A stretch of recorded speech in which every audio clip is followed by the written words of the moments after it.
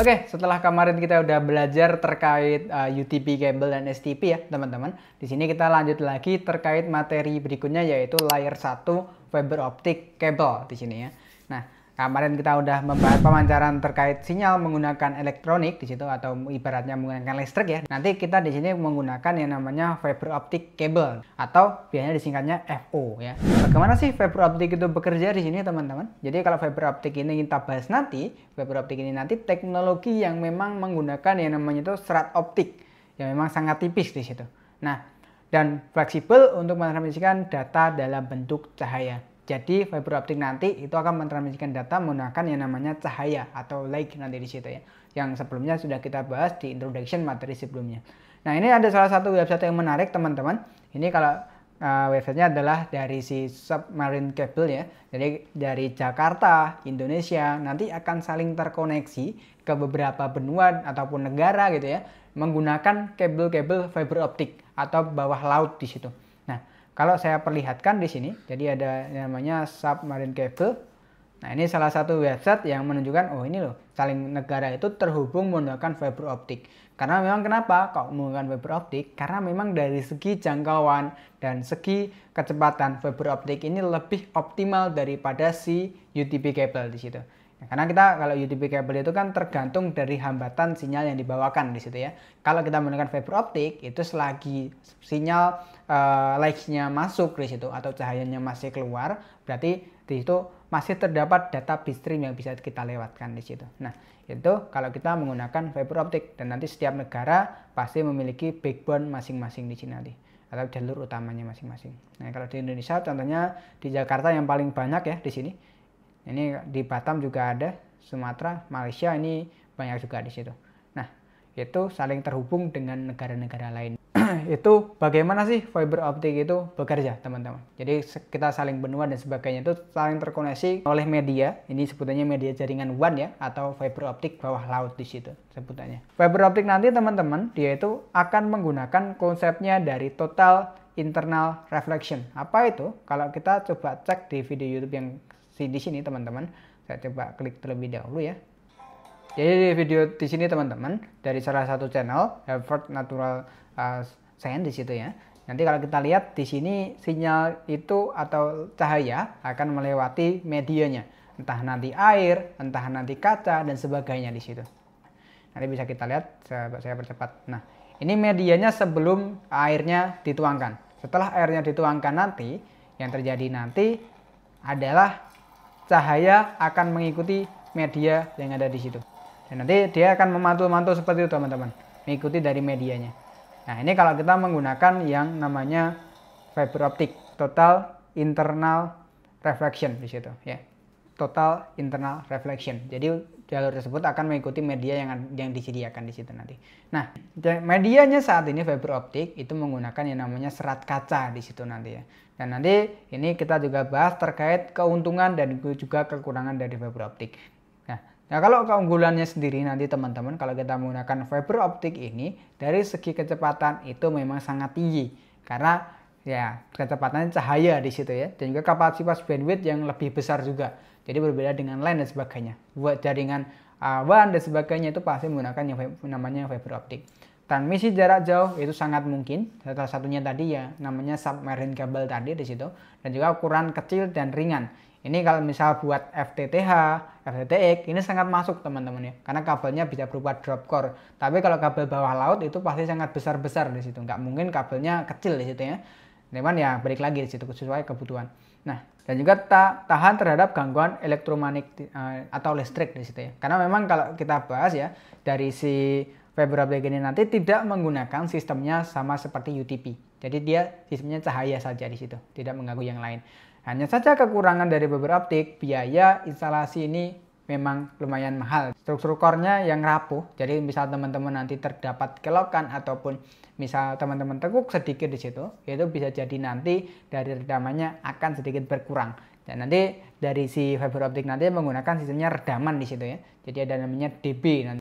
Membutuhkan perawatan khusus, jadi harus memang benar-benar di maintenance nanti di situ. Setiap mungkin 6 bulan sekali, mungkin sebulan sekali harus maintenance nanti di situ. Tidak mendukung power over Ethernet.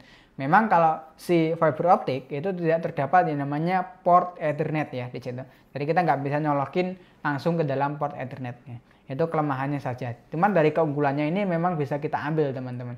Nah, misal kelemahan yang terakhir ini nanti itu ada yang namanya converter. Jadi bisa mentranslasikan dari si fiber optik ke jaringan ke LAN card nanti situ, ataupun mungkin nanti di kabel UTP. Jadi bisa ditransfer. Nah, itu keunggulan dan juga kekurangan fiber optik teman-teman ya. Nah, struktur fiber optik sendiri nanti itu ada yang namanya itu light ray, atau nanti di sini cahayanya di situ. Lalu di tengahnya cahaya tadi kan terdapat yang namanya core atau kacanya di situ. Disebutnya core di situ ya. Lalu ada juga cladding ini pelindungnya di situ teman-teman. Ada juga plastik coating nanti di situ. Nah, yang pertama core. Core ini adalah inti ya dari serat optiknya yang memang difungsikan untuk si totally reflection tadi, untuk si cahayanya lewat di situ teman-teman. Lalu ada juga cladding. Cladding ini lapisan luarnya ya, itu juga biasanya warnanya putih ya. Jadi kalau misal teman-teman mau ngelihat itu memang harus agak jeli di situ. Karena memang nggak jauh berbeda dengan warna core nanti di situ. Lalu ada juga buffer atau coating di situ teman-teman. Kalau coating ini lapisan pelindung berada di sekitar claddingnya di situ. Nah, melindungi core dari kerusakan fisiknya nanti untuk yang coating ini atau buffer ini. Lalu ada juga strip fiber ya. Strip fiber ini itu adalah beberapa serat optik yang memiliki inti dibuka dengan benang pengaut. Kadang ini biasanya dari benang-benang seperti itu ya. Jadi ini pencegahan nanti kalau semisal terdapat air ya, airnya masuk ke kabel, biasanya dari si seratnya ini, benang penguat ini akan mengeras di sini nanti. Itu kalau yang strip fiber. Lalu ada juga yang lapisan paling luarnya adalah jaketnya di situ. Nah, ini salah satu contoh-contoh kabel kalau kita menggunakan kabelnya yang besar atau sebutnya itu kabel KU di situ ya. Nah, core, cladding, buffer coating, strike fiber, jaket di situ. Nanti ada juga duct dan sebagainya lagi di situ sebutannya ya. Memang ini untuk introduction aja, kita membahas beberapa elemen yang ada di basicnya si fiber optik di situ. Nah, selain tadi ada beberapa fiber optik, nanti juga terdapat fiber optik toolsnya nanti di situ ya.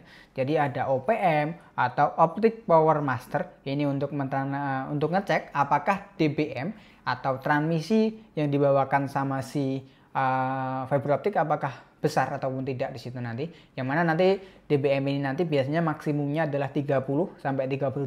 Kalau udah segitu biasanya masuknya ke kategori yang udah nggak bisa digunakan lagi. Karena beberapa perangkat nggak support tuh kalau udah redaman segitu di situ nanti. Nah, cuman ya kalau perangkat-perangkat yang bagus mungkin ya itu masih support. Tapi kalau perangkat-perangkat yang mungkin kita perangkat rumahan, ONU dan sebagainya itu kadang nggak support teman-teman. Jadi redaman ini nanti dia minus ya kadang. Paling bagus nanti plus di situ. Jadi misal kita dapat plus 1 ya itu sangat bagus sekali. Nanti semakin kecil minusnya semakin jelek di situ nanti. Misal minus 30 yaitu semakin jelek DPM-nya di situ. Lalu ada juga stripper, ini untuk melakukan pembersihan pada yang bagian cladding tadi ya teman-teman. Jadi untuk pembersihan claddingnya di situ biar claddingnya bersih. Lalu ada juga drop off atau ibaratnya nanti buat wadahnya alkohol di situ, buat membersihkan dari si cladding, sisa-sisa cladding di situ biar bersih core-nya nanti di situ. Dan juga nanti ada visual fault locator di situ atau biar disebutnya laser ya, lasernya fiber optik. Ini buat biasanya nge-trace root teman-teman. Jadi buat ngecek, wah di mana sih putusnya? Nanti akan kelihatan warna yang putus di situ. Nah, ada cleaver juga teman-teman. Kalau cleaver ini nanti karena si fiber optik itu seratnya rapuh, kalau kita potong semau kita nggak akan mau teman-teman di situ. Makanya nanti kita pakainya namanya cleaver. Ini cleaver nanti digunakan untuk memotong dari serat optiknya di situ, biar lebih rapi dan rata. Lalu ada juga OTDR. OTDR ini nanti yang digunakan untuk mengetres kabel itu putusnya di meter berapa atau radius berapa di situ nanti. Nanti akan kelihatan di bagian device-nya OTDR nanti di situ ya. Nah, ini perangkat-perangkat yang memang lumayan bajanya ya, apalagi yang pada bagian di gambar sebelah sini. Ini salah satu perangkat yang digunakan untuk menyambungkan fiber optik di situ, yaitu perangkatnya splicing nanti. Nanti kalau setiap perangkat nanti mereknya beda-beda dan dari segi harganya pun beda-beda nanti di situ ya. Itu terkait splicing teman-teman ya.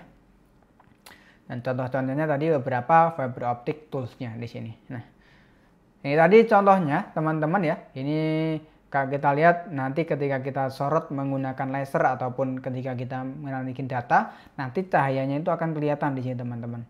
Nah, itu contohnya cahaya dari fiber optik di situ ya.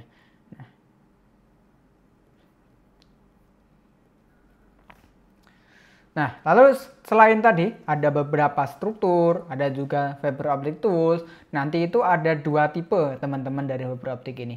Jadi ada tipenya itu transmisinya ada yang namanya single mode dan juga multi mode. Kalau single mode itu nanti TX sama RX-nya akan terpisah. Jadi teman-teman harus menyiapkan dua kabel sekaligus untuk paket berangkat dan paket pulangnya di sini nanti. Jadi terpisah paketnya.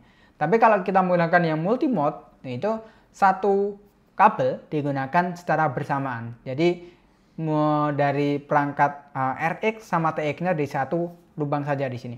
Kalau single mode ya berarti harus nyiapin dua kabel di sini. Ini untuk RX, yang satunya untuk TX di sini. Ya ini RX, ini untuk TX-nya. Nah, seperti itu. Nah, ya seperti itu. Kalau misal kita menggunakan yang multi mode fiber atau signal di sini, kita pakainya RX sama TX jadi satu di sini. Keduanya sudah include jadi satu. Dan nanti juga harus menyesuaikan ya dari kedua sisi. Kalau misal satunya single mode, satunya multi mode ya harus diperhatikan lagi di situ. Jadi harus disamakan benar-benar di situ ya. Jadi nggak boleh berbeda nanti di situ. Nah, keunggulannya apa kalau kita menggunakan yang multi mode? Mungkin dari segi budget udah lumayan ya di situ teman-teman.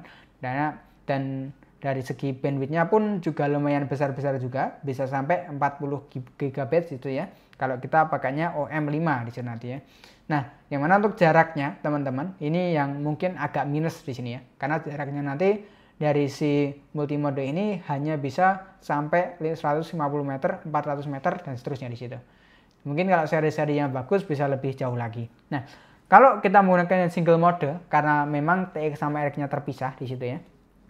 Nanti dia itu dari segi jaraknya akan lebih jauh daripada si yang multimode tadi. Bisa 10 km, 40 km, 80 km, sampai 1000 km di situ. Ini bisa sangat jauh sekali kalau kita menggunakan yang single mode di situ. Nanti ada OS1, OS2, OS2 lagi, OS2, ya, itu masih banyak lagi nanti di situ ya. Nah, itu terkait single mode dan juga multimode teman-teman. Dan nanti untuk interface-nya nanti ada namanya itu SFP ya. SFP ini singkatan dari Small Form Factor Plug ya di situ. Pluggable nanti di sini. Nah, itu merupakan salah satu teknologi yang mengubah elektronikal menggunakan signal ke optik signal di sini nanti. Jadi ketika teman-teman mengirimkan pakai data menggunakan LAN sebelumnya, terus nanti antar benua itu dikirimkan biasanya pakai fiber optik, maka dari sinyal elektro akan dipindahkan ke sinyal light atau cahaya nanti di situ. Nah, nanti bisa dipasangkan teman-teman di beberapa perangkat ya. Salah satunya nanti bisa di switch, access point, PC, server, dan masih banyak media yang memang support terkait fiber optik. Jadi nanti terdapat portnya di situ ya. Nah ini salah satu contohnya ya. Jadi ada SFP, ada golden of the SFP-nya di situ, atau ibaratnya buat transmisinya tadi listrik ke sisi fiber optik atau light. Nanti ada juga receiver optical board di situ ya. Nanti ada lubangnya di sini, optical interface of the SFP-nya di sini nanti yang menyebarkan sinyal dari si light-nya nanti di situ. Nanti ada juga test plug nanti di sini. Nanti biasanya difungsikan untuk menutup dari portnya tersebut biar tujuannya nggak kotor nanti di situ ya. Nah, ini beberapa jenis SFP teman-teman ya. Nanti ada berbagai macam ya, ada SFP biasa, SFP plus, SFP 28, Key SFP plus, juga Key SP28, dan masih banyak jenis SFP yang lainnya. Dan mereknya nanti pun juga beragam, nggak hanya beberapa merek, salah satu aja di sini nanti ya. Nah, di sini teman-teman kalau kita lihat nanti di sini ada namanya fiber optic tools. Tools ini nanti ibaratnya adalah topologi yang biasanya sering kita gunakan di lapangan di situ ya. Nanti biasanya kalau kita menggunakan topologi di sini, nanti ada terdapat router utamanya, ada OLT. OLT nanti akan menyebarkan sinyal pertama kali di situ. Lalu ada juga OTP buat transfer data ya di situ. Jadi ketika OTP nanti dimasukkan ke dalam ODC di situ nanti. Dari ODC akan masuknya ke ODP. ODP nanti masuk ke roset sampailah ke GC ONU. Ini nanti biasanya disebutnya adalah jaringan FTTH ya, Fiber to the Home di situ. Nanti ada juga FTTX ya. FTTX ini biasanya perkantoran seperti itu atau office ya yang udah lumayan besar. Nanti satu gedung pakainya fiber optik semua di kantor tersebut, nggak lagi menggunakan koneksi LAN di situ. Itu sebenarnya FTTX. Kalau H ini home di situ. Jadi ONU yang ada di sini itu nanti masuknya ke rumah teman-teman yang ada di rumah di sini nanti kadang ya. Nah, contohnya seperti itu teman-teman. Kalau kita menggunakan layanan si fiber optik ini nanti. Nah, jadi seperti itu, ini contoh topologi kalau kita menggunakan koneksinya fiber optik. Ada si OLT, ya. OLT ini nanti akan menyebarkan sinyal si LAX-nya tadi. Lalu ada juga OTB yang buat transmisi datanya di situ. Entah nanti kita bagi beberapa kelompok nanti di situ ya untuk OTB-nya. Nanti ada juga ODC ini buat penyebaran ke sisi ODP. Jadi ini ODP nanti yang biasanya kalau teman-teman lihat di sisi tiang-tiang di situ ya. Kalau teman-teman lihat ada tiang, oh ada ODP tuh. Nah itu sebenarnya ODP di situ. Jadi kotak-kotakan seperti itu adalah sebenarnya ODP. ODP itu singkatan dari Optical Distribution di sana nanti ya. Roset, ini roset nanti buat mecahin lagi di situ. Kadang ini digunakan untuk memperkuat ya. Jadi buat dari si fiber ke LAN. Karena seperti itu juga bisa.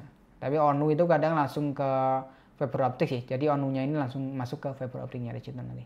Nah, contohnya seperti itu teman-teman ya untuk materi si fiber optik ini. Jadi kalau mungkin kurang jelas boleh ya ke teman-teman diskusi ataupun boleh di play ulang aja di situ.